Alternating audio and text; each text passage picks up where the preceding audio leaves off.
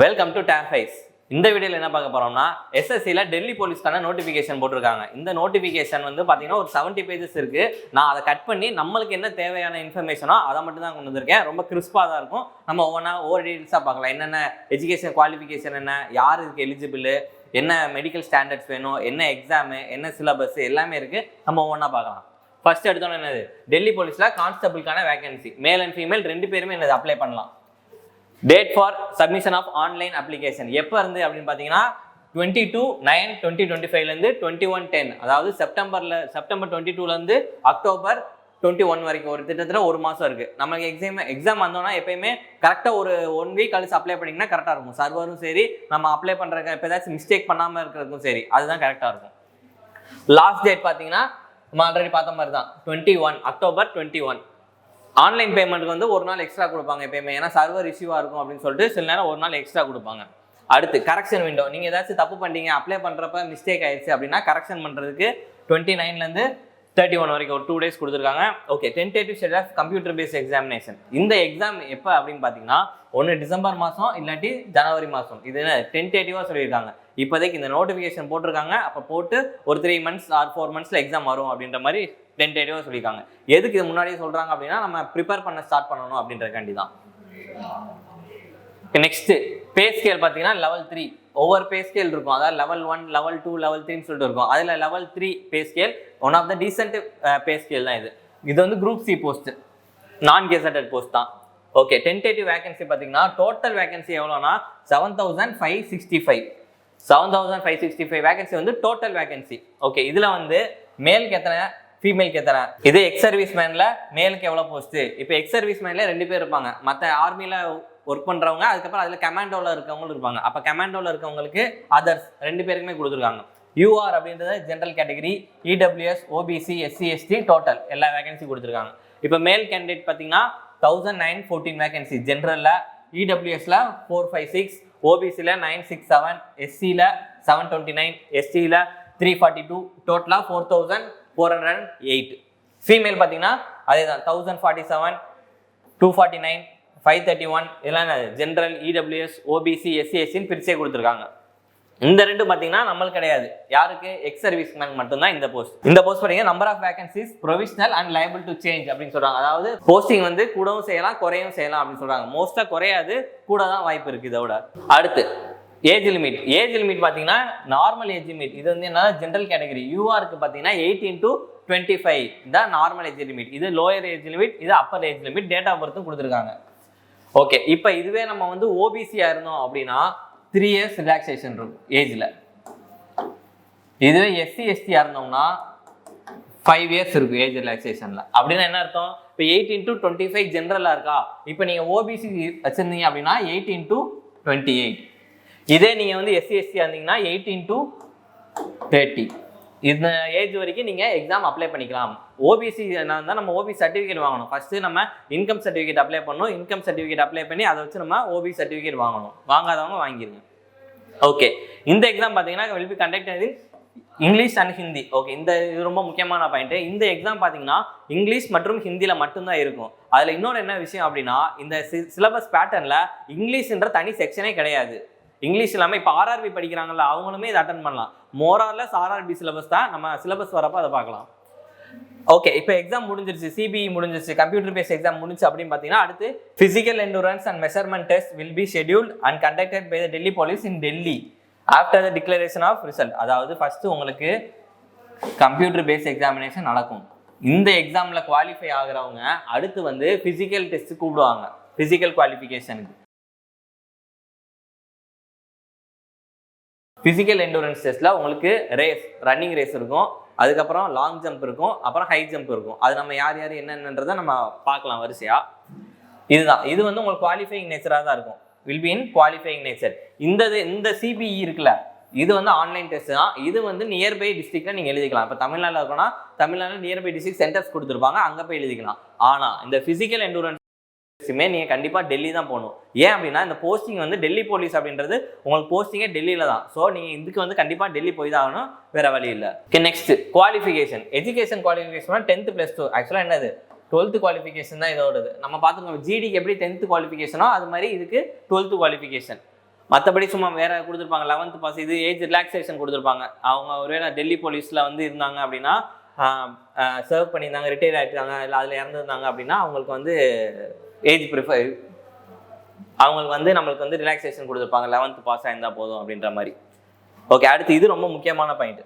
மேல் candidate must possess a valid driving licence of LMV. எல்எம்வினா light motor vehicle. அதோட நம்ம லைசன்ஸ் கண்டிப்பாக வச்சிருக்கணும் அப்படின்னு சொல்லுவாங்க.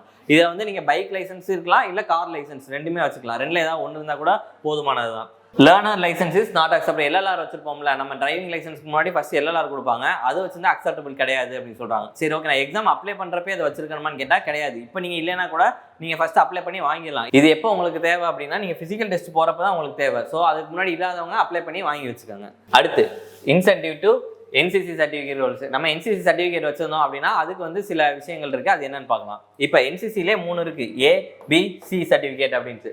நீங்க A அப்படின்னு வச்சிருந்தீங்கன்னா 2% ஆஃப் மேக்ஸிமம் மார்க்ஸ். இந்த எக்ஸாமோட மேக்ஸிமம் மார்க் எவ்வளவு? 100.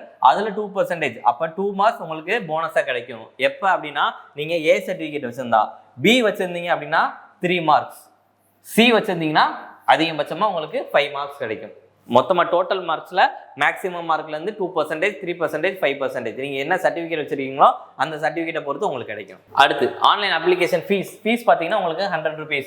யாருக்கு வந்து ஃபீஸ் கிடையாது அப்படின்னு பாத்தீங்கன்னா woman candidate belonging to SC, ST and ex-serviceman eligible for the reservation of exempted for the payment of fees. அந்த 100 ரூபாயுமே அவங்க கட்ட தேவையில்ல. மேல் கேண்டிடேட்டா இருக்காங்க, ஜெனரல், OBC அவங்கலாம் கண்டிப்பா என்னது பே பண்ணி தான் ஆகணும். ஃபீமேல், SC, ST, ex-serviceman இவங்களுக்குலாம் கிடையாது.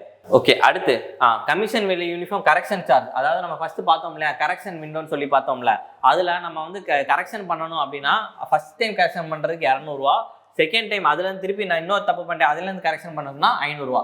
இதுக்கு வந்து எக்ஸப்ஷன்லாம் கிடையாது. நம்ம எப்படி ஃபீஸில் எக்ஸப்ஷன் இருந்துச்சு, அதாவது உமன், SC, ST, ex-servicemanக்கு அந்த 100 ரூபாய் கட்ட தேவையில்ல அப்படின்னு சொல்லியிருந்தோமா, அது மாதிரி கரெக்ஷன் விண்டோக்கு எக்ஸப்ஷன்லாம் கிடையாது. யாராக இருந்தாலும் அந்த கரெக்ஷன் பண்ணணும் அப்படின்னா அமௌண்ட் பே பண்ணி தான் ஆகணும். ஃபர்ஸ்ட் டைம் கரெக்ஷன் பண்ணால் 200 ரூபா, செகண்ட் டைம் பண்ணணும்னா 500 rupees. ஓகே, அடுத்து எக்ஸாம் சென்டர். இப்போ எக்ஸாம் சென்டர் பார்த்தீங்கன்னா ஒவ்வொரு ரீஜன் இருக்கும். North region, central region, southern region அப்படின்னு. நம்ம வந்து மோஸ்ட்டாக சதர்ன் ரீஜன் தான் எக்ஸாம் சென்டர் போட்டு எழுதுவோம். ஸோ அதனால நான் சதர்ன் ரீஜன் மட்டும்தான் கட் பண்ணி கொடுத்துருக்கேன். உங்களுக்கு சதர்ன் ரீஜனில் என்னெல்லாம் வரும் பார்த்தீங்கன்னா ஆந்திரா, புதுச்சேரி, தமிழ்நாடு, தெலுங்கானா. இதில் நம்மளுக்கு எங்கெல்லாம் இப்போ தமிழ்நாடு இப்போ பார்த்தீங்கன்னா புதுச்சேரியில் இருக்கவங்கன்னு எழுதலாம். இப்போ சென்னை, கோயம்புத்தூர், மதுரை, சேலம், திருச்சி, வேலூர் இதெல்லாம் வந்து நம்ம தமிழ்நாட்டில் இருக்குது. நம்ம தமிழ்நாட்டில் நியர்பை உங்கள் சென்டர் எங்கே இருக்கோ நீங்கள் போய் எழுதிக்கலாம். ஸோ எல்லாரும் எக்ஸாம் SSC எக்ஸாம் படிக்கிறேன் இல்லை RRB எக்ஸாம் படிக்கிறேன், 2 பேருமே இந்த நோட்டிஃபிகேஷனுக்கு கண்டிப்பாக எக்ஸாம் அப்ளை பண்ணி எழுதுங்க. ஏன்னா தமிழ்நாட்டில் எழுதுங்க ஃபஸ்ட்டு, அதுக்கப்புறம் ஃபிசிக்கல் வர்றப்போ நம்ம டெல்லி போகிறத பற்றி என்னென்னு யோசிக்கலாம். அதனால் ஃபஸ்ட் எல்லாரும் அட்டன் பண்ணுங்க ஃபஸ்ட் எக்ஸாம். நெக்ஸ்ட் இதுதான் முக்கியமான ஸ்கீம் ஆஃப் எக்ஸாமினேஷன். இந்த எக்ஸாமினேஷன் ஃபஸ்ட் எப்படி நம்ம ஆல்ரெடி பார்த்த மாதிரி தான். First CBE computer based examination நடக்கும். Physical endurance and measurement test நடக்கும். ஓகே, இதில் வந்து பார்த்தீங்கன்னா உங்கள் மல்டிபிள் ஷிஃப்ட்ஸில் நடக்கிறனால நார்மலைஸ் ஸ்கோரும் வரும் உங்களுக்கு. ஓகே, இதோட எக்ஸாம் பேட்டர்ன் என்னன்னு பார்த்தீங்கன்னா ஃபர்ஸ்ட்டு இது வந்து மொத்தம் எவ்வளோ 100 மார்க்ஸ். அதாவது ஒரு கொஸ்டினுக்கு 1 மார்க். ஒரு கொஸ்டின் நம்ம தப்பாக போட்டோம் அப்படின்னா நெகட்டிவ் மார்க் எவ்வளோ அப்படின்னு பார்த்தீங்கன்னா 0.25, அதாவது 1/4. டோட்டல் மார்க்லேருந்து 1/4 தான் நெகட்டிவ் மார்க், -0.25 தான் நெகட்டிவ் மார்க். ஓகே, இதில் மொத்தம் பார்த்தீங்கன்னா 100 கொஸ்டின்ஸ் இருக்கும். இதில் 100 கொஸ்டின்ஸை எப்படி ஸ்பிளிட் அப் பண்ணி கொடுத்துருக்காங்க அப்படின்னா general knowledge R current affairs. General knowledge வரும், கரண்ட் அஃபேர்ஸ் வரும். ஜென்ரல் நாலேஜ் அப்படின்னு பார்த்தீங்கன்னா எல்லாமே இன்க்ளூட் ஆகிடும். எது physics, chemistry, science and technology, இந்த மாதிரி எல்லா விஷயங்களுமே, எக்கனாமிக்ஸ், ஜாகிரஃபி எல்லாமே இன்க்ளூட் ஆகிடும். இது மொத்தம் சேர்த்து உங்களுக்கு 50 கொஸ்டின்ஸ் இருக்கும். மேக்ஸிமம் மார்க்கும் 50 மார்க்ஸ். ரீசனிங் பார்த்தீங்கன்னா 25 கொஸ்டின்ஸ், 25 மார்க்ஸ். நியூமெரிக்கல் எபிலிட்டி அப்படின்றது குவான்ஸ், அதில் மொத்தம் ஒரு 15 கொஸ்டின், 15 மார்க். அடுத்து உங்களுக்கு வந்து இதில் இங்கிலீஷ் கிடையாது. General English, synonyms, antonyms, one word substitution, idioms and phrases அந்த மாதிரி எதுவுமே படிக்க தேவையில்ல. இதில் வந்து நீங்கள் படிக்க போகிறது இப்போ RRB பார்த்தீங்கன்னாலும் மோரல்லஸ் இதே சிலபஸ் தான் உங்களுக்கு. NTPC எடுத்துட்டிங்கன்னா உங்களுக்கு என்ன இருக்கும், மேக்ஸு, ரீசனிங், ஜென்ரல் நாலேஜ் இருக்கும். இங்கே அதே மாதிரி தான் மேக்ஸு, ரீசனிங், ஜென்ரல் நாலேஜ். அதுலேயுமே கம்ப்யூட்டர் வரும் சிலங்களா. இங்கேயும் என்ன கம்ப்யூட்டர் கொடுத்துருக்காங்க. Computer fundamentals, MS Excel, word, communication, internet, www, world wide web browser, இதெல்லாம் பார்த்தீங்கன்னா சும்மா பேசிக் இன்ஃபர்மேஷன் தான் இருக்குது. இப்போ MS Excel, MS வேர்ட்லாம் உங்களுக்கு ஷார்ட்கட் கீஸ் கேட்பாங்க. ஸோ அதை நீங்கள் சும்மா ஒன்றை உட்காந்து நீங்கள் யூஸ் பண்ணி பார்த்தாலே தெரிஞ்சிடும் எப்படி போடுறது என்னென்னு. இதுக்கு வந்து உங்களுக்கு 10 மார்க்ஸ், 10 கொஸ்டின்ஸ், 10 மார்க்ஸ். அப்போ டோட்டலாக பார்த்தீங்கன்னா 100 கொஸ்டின்ஸ், 100 மார்க்ஸ். டைம் பார்த்தீங்கன்னா 90 மினிட்ஸ், அதாவது 1 hour 30 minutes. அப்போ என்ன 1.5 மணி நேரம் அப்படின்றது மோர் தென் இனஃப். இதுவும் பார்த்தீங்கன்னா ரயில்வே டைம் தான் உங்களுக்கு. RRBலேயும் உங்களுக்கு என்னது 1.5 மணி நேரம் தான். ஸோ நீங்கள் சும்மா அப்ளை பண்ணி எழுதுங்க ஃபஸ்ட்டு, அதுக்கப்புறம் மற்றதை பார்த்துக்கலாம். Okay, next there will negative mark of 0.25 marks. Already சொன்ன மாதிரி தான் கம்ப்யூட்டர் இங்கிலீஷ் அண்ட் ஹிந்தி லாங்குவேஜில் மட்டும்தான் இருக்கும். இந்த டெஸ்ட் வந்து எக்ஸாம் வந்து இங்கிலீஷ் அண்ட் ஹிந்தியில் மட்டும்தான் இருக்கும். இப்போ இதுக்கான சிலபஸ் கொடுத்துருக்காங்க. ஜென்ரல் நாலேஜ் கரண்ட் அஃபேர்ஸில் என்ன வரும் அப்படின்னு சொல்லிட்டு நம்ம நார்மலாக இவங்க எப்பயுமே ரெகுலராக இது கொடுக்குறது தான். ஆனால் நம்ம என்னது படிக்கிறது, நம்ம எப்பயுமே நார்மலாக நம்ம எக்ஸாமுக்கு என்ன படிக்கிறோம், எஸ்எஸ்சிக்கு என்ன படிக்கிறோம், ஆர்ஆர்பிக்கு என்ன படிக்கிறோம், ஜென்ரல் நாலேஜ் என்னென்ன சப்ஜெக்ட் படிக்கிறோம் அதை நம்ம ரெகுலராக படிக்கிறது தான். History, polity, geography, economics, current affairs எடுத்துட்டிங்கன்னா அப்பாயின்மெண்ட்ஸாக இருக்கட்டும், எக்ஸசைஸாக இருக்கட்டும், இது எல்லாமே படிக்கணும். ரீசனிங் பார்த்தீங்கன்னா நார்மலாக நம்ம ஆல்ஃபா நியூமரிக் சீரிஸ், சிலாஜிசம் அந்த மாதிரி உங்களுக்கு கொடுத்துருக்காங்க. இங்கே கொடுத்துருக்காங்க விஷுவல் மெமரி இந்த மாதிரி கொடுத்துருப்பாங்க. ஆனால் நம்ம நார்மலாக படிக்கிறது தான் கோடிங், டீகோடிங், சிலாஜிசம், டைஸு இந்த மாதிரி நம்ம நார்மலாக படிக்கிறது தான் வரும். இங்கே மிரர் இமேஜஸ் அந்த மாதிரி. அடுத்து நியூமரிக்கல் எபிலிட்டி. நியூமரிக்கல் எபிலிட்டி என்ன கொடுத்துருக்காங்க, நம்பர் சிஸ்டம் கொடுத்துருப்பாங்க, arithmetic, percentage, ratio, average, interest அப்படின்னா simple interest, compound interest, profit and loss, discount, mensuration 2D 3D ரெண்டுமே இருக்கும். ரெண்டுமே பார்த்து வச்சுக்கலாம். Basic formulas, time and distance, ratio and time and work, extra. இந்த எக்ஸட்ரான்னு கொடுத்துருவாங்கல்ல, அதுதான் இங்கே பிரச்சனை. இப்போ எக்ஸட்ரா அப்படின்னா என்ன டாப்பிக்லேயும் அதில் எக்ஸட்ரான்னு நம்மளுக்கு தெரியாதுல்ல. ஸோ நம்ம ஆல்ரெடி படிக்கிறது அப்படியே கண்டினியூஸாக ப்ரிப்பேர் பண்ணிட்டு நம்ம இதில் எழுத வேண்டியதான். அடுத்து கம்ப்யூட்டர் ஃபண்டமெண்டல்ஸ் பார்த்துட்டிங்க அப்படின்னா உங்களுக்கு பேசிக்காக இருக்கிறது தான். MS excel, communication, HTTP, hyper text transfer protocol அப்படின்னு சொல்லுவாங்க, FTP, websites, blogs, web browsing, இது எல்லாமே என்னது பேசிக்கான கம்ப்யூட்டர் தான். அதில் ஒரு 10 கொஸ்டின்ஸ் இருக்குது. ஸோ இது எல்லாமே உங்களுக்கு ஆர்ஆர்பிலே வரும். எஸ்எஸ்சியில் பார்த்தீங்கன்னா இப்போ சிஜிஎல்ல மெயின்ஸில் கம்ப்யூட்டர் குவாலிஃபையிங்காக இருக்கும். ஸோ நம்ம மோராலஸ் எல்லாம் ஒரே சிலபஸ் தான். நீங்கள் இதை படிச்சிட்டிங்க அப்படின்னா ஃபஸ்ட்டு நம்ம எக்ஸாம் எழுதிட்டு அதுக்கப்புறம் என்னன்றதை பார்க்கலாம். இந்த question paper shall be of matriculation level. இது வந்து 10th குவாலிஃபிகேஷன் லெவலில் தான் இருக்கும் அப்படின்னு சொல்லியிருக்காங்க கொஸ்டின் பேப்பர். ஸோ ரொம்ப ஈஸியாக தான் இருக்கும். ஓகே, இப்போ நம்ம வந்து சிபிஇ முடிஞ்சிருச்சு இல்லை, கம்ப்யூட்டர் பேஸ்ட் எக்ஸாமினேஷன் முடிஞ்சிருச்சு அப்படின்னா அடுத்து என்ன அப்படின்னு பார்த்தீங்கன்னா ஃபிசிக்கல் எண்டூரன்ஸ் அண்ட் மெஷர்மெண்ட்ஸ் பார்த்தோமா. அதில் ஃபிசிக்கல் எண்டூரன்ஸில் என்ன இருக்கும், இப்போ ஃபார் மேல் கேண்டிடேட்ஸும் ஃபீமேல் கேண்டிடேட்ஸும் தனித்தனியாக கொடுத்துருக்காங்க. அப்போ மேலுக்கு என்ன, ஃபீமேலுக்கு என்ன அப்படின்னு பார்க்கலாம். இப்போ ஃபஸ்ட்டு மேல் என்னன்னா, இப்போ ஏஜ் அப் டு 30 years அப்படின்றது நம்ம நார்மலாக நம்ம ஏஜ் ரிலாக்ஸேஷனோட பார்த்தோம்ல, நார்மலாக அப்ளை பண்ணுறவங்க. அபவ் 30 to 40, அபவ் 40 கொடுத்துருக்காங்களா. இது பார்த்தீங்கன்னா உங்களுக்கு ஃபஸ்ட்டு எக்ஸ் சர்வீஸ் மேனுக்கு தான், நம்மளுக்கு கிடையாது. அப்போ நம்ம ஜென்ரலாக எழுதுறவங்களுக்கு ஓபிசி, எஸ்சி, எஸ்டியாக இருக்கவங்களுக்கு அப் டு 30 years தான் வரும். அவங்களுக்கு என்ன அப்படின்னு பார்த்தீங்கன்னா ஃபஸ்ட்டு ரேஸ் எவ்வளவு, 1600 meters. 1600 meters அவங்க எவ்வளோ நேரத்தில் கவர் பண்ணணும், 6 minutes கவர் பண்ணணும். அடுத்து லாங் ஜம்ப் பார்த்தீங்கன்னா உங்களுக்கு 14 feet.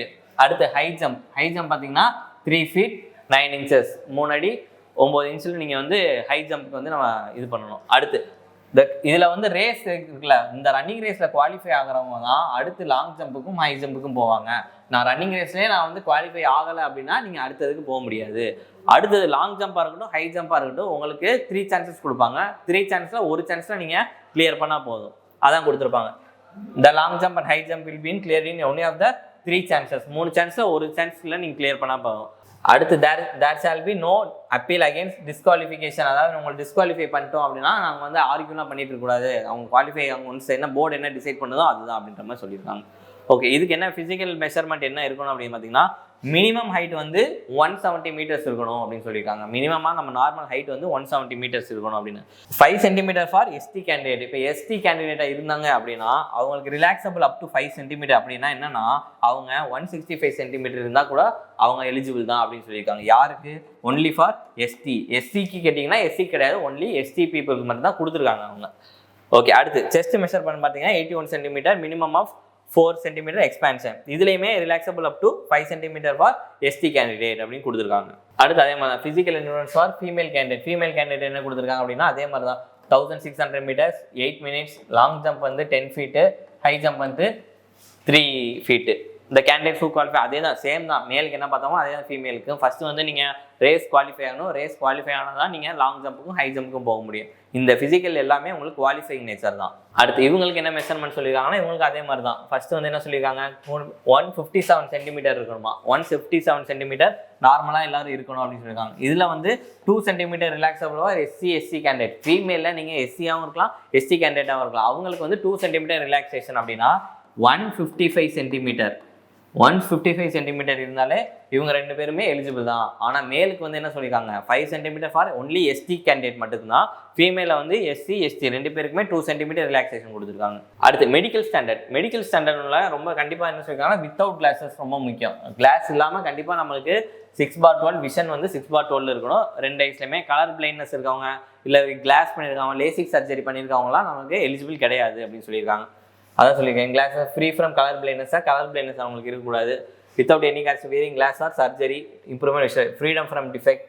அதான் சொல்லியிருப்பாங்க, நீ no relaxation allot permission to any category an discount. இதில் வந்து நான் வந்து கேட்டகரி இருக்குது அப்படின்றதுனால இதுக்கு நம்ம ரிலாக்ஸேஷன் எதுவும் கிடையாது, மெடிக்கல் ஸ்டாண்டர்டில் வந்து எல்லாருக்கும் ஒன்று தான் அப்படின்ற மாதிரி சொல்லியிருக்காங்க. ஓகே, இதோட மொத்தமாக கிறிஸ்பாக பார்த்தோம்னா இதோட டெல்லி போலீஸ் கான்ஸ்டபிளுக்கான வேகன்சி.